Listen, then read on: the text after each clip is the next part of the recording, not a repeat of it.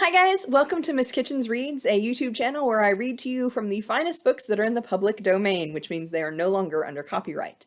Our first book is going to be Pride and Prejudice, which is one of my top 5 favorite books ever, and it's by Jane Austen. It's about a family who have 5 daughters, a mother who is desperate to get them married off, a father who is desperate for some alone time, and a lot of social expectations. So let's get started.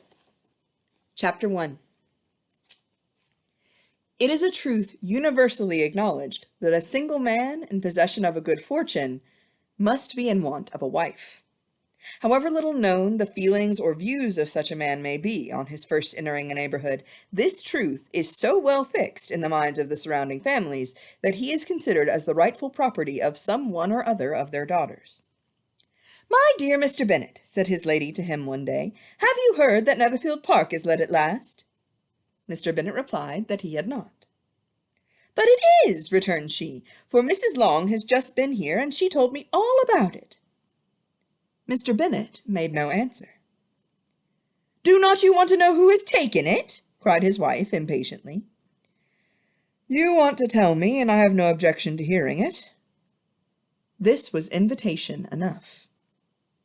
"Why, my dear, you must know. Mrs. Long says that Netherfield is taken by a young man of large fortune from the north of England, that he came down on Monday in a chaise and four to see the place, and was so much delighted with it that he agreed with Mr. Morris immediately that he is to take possession before Michaelmas, and some of his servants are to be in the house by the end of next week." "What is his name?" "Bingley." "Is he married or single?" "Oh, single, my dear, to be sure. A single man of large fortune, 4,000 or 5,000 a year. What a fine thing for our girls!" "How so? How can it affect them?" "My dear Mr. Bennet," replied his wife, "how can you be so tiresome? You must know that I'm thinking of his marrying one of them." "Is that his design in settling here?" "Design, nonsense! How can you talk so? But it is very likely that he may fall in love with one of them, and therefore you must visit him as soon as he comes." "I see no occasion for that. You and the girls may go, or you may send them by themselves, which perhaps will be still better, for as you are as handsome as any of them, Mr. Bingley might like you the best of the party." "My dear, you flatter me. I certainly have had my share of beauty, but I do not pretend to be anything extraordinary now. When a woman has 5 grown-up daughters, she ought to give over thinking of her own beauty." "In such cases, a woman has not often much beauty to think of." "But, my dear, you must indeed go and see Mr. Bingley when he comes into the neighborhood." "It is more than I engage for, I assure you." "But consider your daughters. Only think what an establishment it would be for one of them. Sir William and Lady Lucas are determined to go, merely on that account, for in general, you know, they visit no newcomers. Indeed, you must go, for it will be impossible for us to visit him if you do not." "You are over-scrupulous, surely. I dare say Mr. Bingley will be very glad to see you, and I will send a few lines by you to assure him of my hearty consent to his marrying whichever he chooses of the girls, though I must throw in a good word for my little Lizzie." "I desire you will do no such thing. Lizzie is not a bit better than the others, and I am sure she is not half so handsome as Jane, nor half so good-humoured as Lydia. But you are always giving her the preference." "They have none of them much to recommend them," replied he. "They are all silly and ignorant, like other girls, but Lizzie has something more of quickness than her sisters." "Mr. Bennet, how can you abuse your own children in such a way? You take delight in vexing me. You have no compassion on my poor nerves." "You mistake me, my dear. I have a high respect for your nerves. They are my old friends. I have heard you mention them with consideration these 20 years at least." "You do not know what I suffer." "But I hope you will get over it, and live to see many young men of 4,000 a year come into the neighborhood." "It will be no use to us if 20 such should come, since you will not visit them." "Depend upon it, my dear, that when there are 20, I will visit them all." Mr. Bennet was so odd a mixture of quick parts, sarcastic humour, reserve, and caprice, that the experience of 23 years had been insufficient to make his wife understand his character. Her mind was less difficult to develop. She was a woman of mean understanding, little information, and uncertain temper. When she was discontented, she fancied herself nervous. The business of her life was to get her daughters married. Its solace was visiting and news. Chapter 2. Mr. Bennet was among the earliest of those who waited on Mr. Bingley.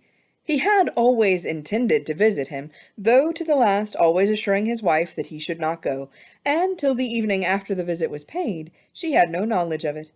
It was then disclosed in the following manner. Observing his second daughter employed in trimming a hat, he suddenly addressed her with, "I hope Mr. Bingley will like it, Lizzie."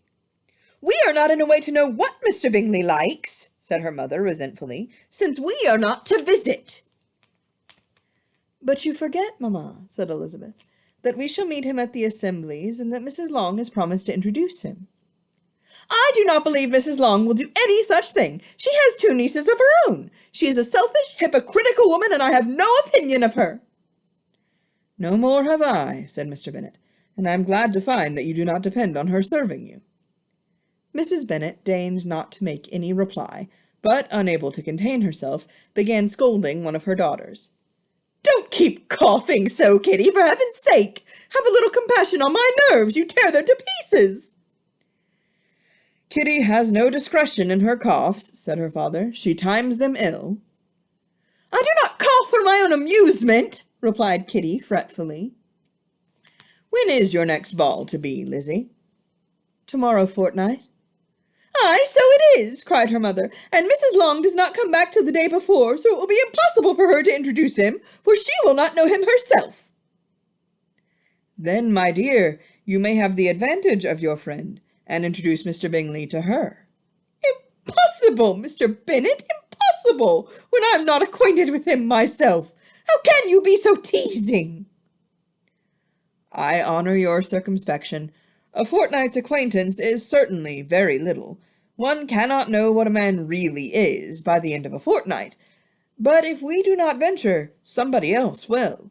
And after all, Mrs. Long and her nieces must stand their chance, and therefore, as she will think it an act of kindness, if you decline the office, I will take it on myself." The girls stared at their father. Mrs. Bennet said only, "Nonsense! Nonsense!" "What can be the meaning of that emphatic exclamation?" cried he. "Do you consider the forms of introduction and the stress that is laid on them as nonsense? I cannot quite agree with you there. What say you, Mary? For you are a young lady of deep reflection, I know, and read great books, and make extracts." Mary wished to say something very sensible, but knew not how. "While Mary is adjusting her ideas," he continued, "let us return to Mr. Bingley." "I'm sick of Mr. Bingley!" cried his wife. "I'm sorry to hear that. But why did not you tell me so before? If I'd known as much this morning, I certainly would not have called on him. It is very unlucky, but as I have actually paid the visit, we cannot escape the acquaintance now." The astonishment of the ladies was just what he wished, that of Mrs. Bennet perhaps surpassing the rest, though when the first tumult of joy was over, she began to declare that it was what she had expected all the while. "How good it was in you, my dear Mr. Bennet! But I knew I should persuade you at last. I was sure you loved your girls too well to neglect such an acquaintance. Well, how pleased I am! And it is such a good joke, too, that you should have gone this morning and never said a word about it till now." "Now, Kitty, you may cough as much as you choose," said Mr. Bennet, and as he spoke he left the room, fatigued with the raptures of his wife. "What an excellent father you have, girls," said she, when the door was shut. "I do not know how you will ever make him amends for his kindness, or me either, for that matter. At our time of life it is not so pleasant, I can tell you, to be making new acquaintance every day. But for your sakes we would do anything. Lydia, my love, though you are the youngest, I dare say Mr. Bingley will dance with you at the next ball." "Oh," said Lydia stoutly, "I'm not afraid, for though I am the youngest, I'm the tallest." The rest of the evening was spent in conjecturing how soon he would return Mr. Bennet's visit, and determining when they should ask him to dinner. Chapter 3. Not all that Mrs. Bennet, however, with the assistance of her 5 daughters, could ask on the subject was sufficient to draw from her husband any satisfactory description of Mr. Bingley. They attacked him in various ways, with barefaced questions, ingenious suppositions, and distant surmises, but he eluded the skill of them all, and they were at last obliged to accept the second-hand intelligence of their neighbour, Lady Lucas. Her report was highly favourable. Sir William had been delighted with him. He was quite young, wonderfully handsome, extremely agreeable, and, to crown the whole, he meant to be at the next assembly with a large party. Nothing could be more delightful. To be fond of dancing was a certain step towards falling in love, and very lively hopes of Mr. Bingley's heart were entertained. "If I can but see one of my daughters happily settled at Netherfield," said Mrs. Bennet to her husband, "and all the others equally well married, I shall have nothing to wish for." In a few days Mr. Bingley returned Mr. Bennet's visit, and sat about 10 minutes with him in his library. He had entertained hopes of being admitted to a sight of the young ladies, of whose beauty he had heard much, but he saw only the father. The ladies were somewhat more fortunate, for they had the advantage of ascertaining from an upper window that he wore a blue coat and rode a black horse. An invitation to dinner was soon afterwards dispatched, and already had Mrs. Bennet planned the courses that were to do credit to her housekeeping, when an answer arrived which deferred it all. Mr. Bingley was obliged to be in town the following day, and consequently unable to accept the honour of their invitation, etc. Mrs. Bennet was quite disconcerted. She could not imagine what business he could have in town so soon after his arrival in Hertfordshire, and she began to fear that he might be always flying about from one place to another, and never settled at Netherfield as he ought to be. Lady Lucas quieted her fears a little by starting the idea of his being gone to London only to get a large party for the ball, and a report soon followed that Mr. Bingley was to bring 12 ladies and 7 gentlemen with him to the assembly. The girls grieved over such a number of ladies, but were comforted the day before the ball by hearing that, instead of 12, he had brought only 6 with him from London, his 5 sisters and a cousin. And when the party entered the assembly room, it consisted of only 5 altogether: Mr. Bingley, his 2 sisters, the husband of the eldest, and another young man.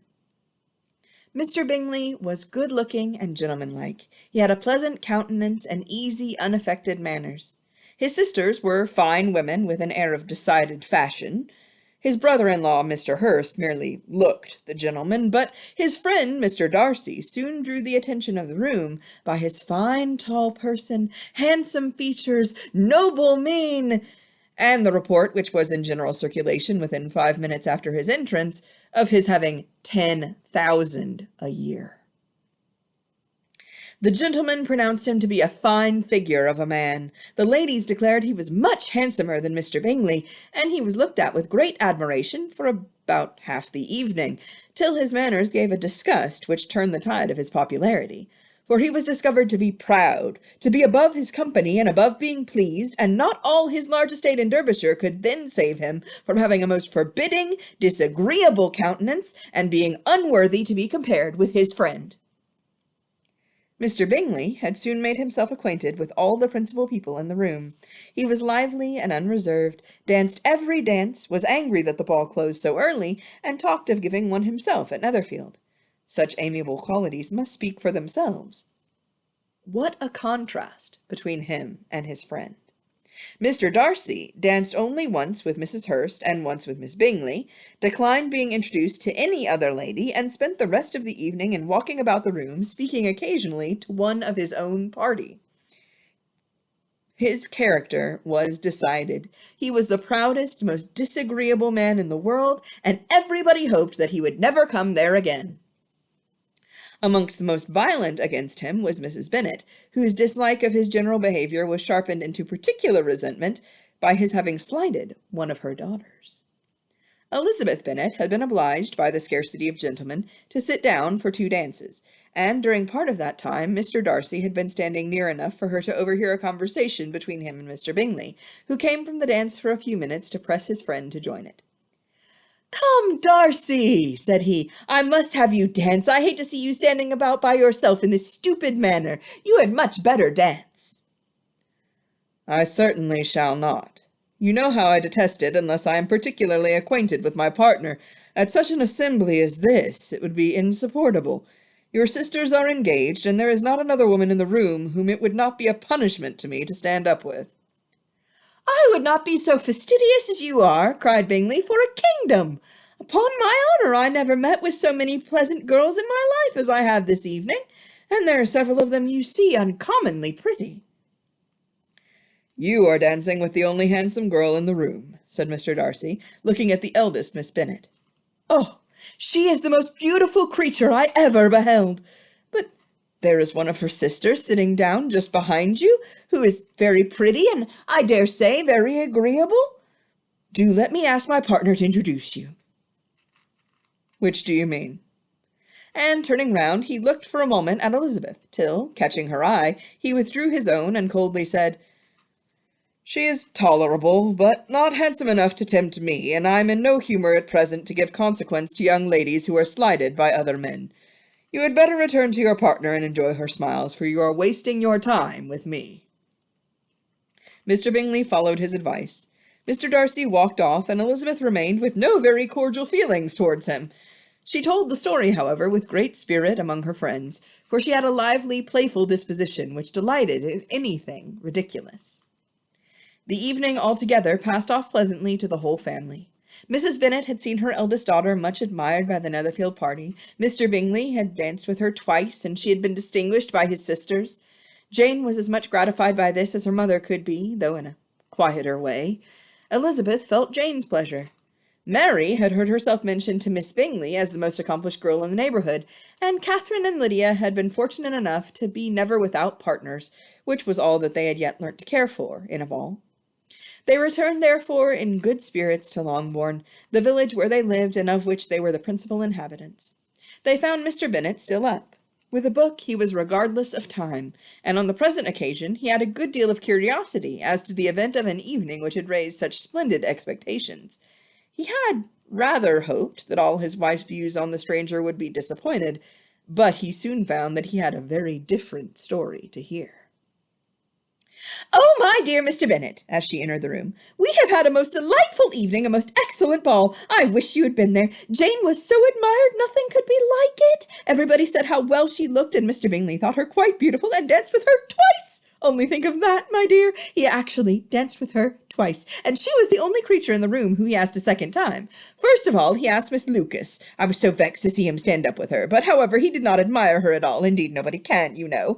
And he seemed quite struck with Jane as she was going down the dance, so he inquired who she was, and got introduced, and asked her for the two next. Then the 2/3 he danced with Miss King, and the 2/4 with Maria Lucas, and the 2/5 with Jane again, and the 2/6 with Lizzie, and the Boulanger—" "If he had had any compassion for me," cried her husband impatiently, "he would not have danced half so much. For God's sake, say no more of his partners. Oh, that he had sprained his ankle in the first dance." "Oh, my dear," continued Mrs. Bennet, "I'm quite delighted with him. He is so excessively handsome, and his sisters are charming women. I never in my life saw anything more elegant than their dresses. I dare say the lace upon Mrs. Hurst's gown—" Here she was interrupted again. Mr. Bennet protested against any description of finery. She was therefore obliged to seek another branch of the subject, and related, with much bitterness of spirit, and some exaggeration, the shocking rudeness of Mr. Darcy. "But I can assure you," she added, "that Lizzie does not lose much by not suiting his fancy, for he is a most disagreeable, horrid man, not at all worth pleasing, so high and so conceited that there was no enduring him. He walked here, and he walked there, fancying himself so very great. Not handsome enough to dance with. I wish you had been there, my dear, to have given him one of your set-downs. I quite detest the man." And that's chapters 1 through 3. We'll continue on our next video. Have a good night. Bye.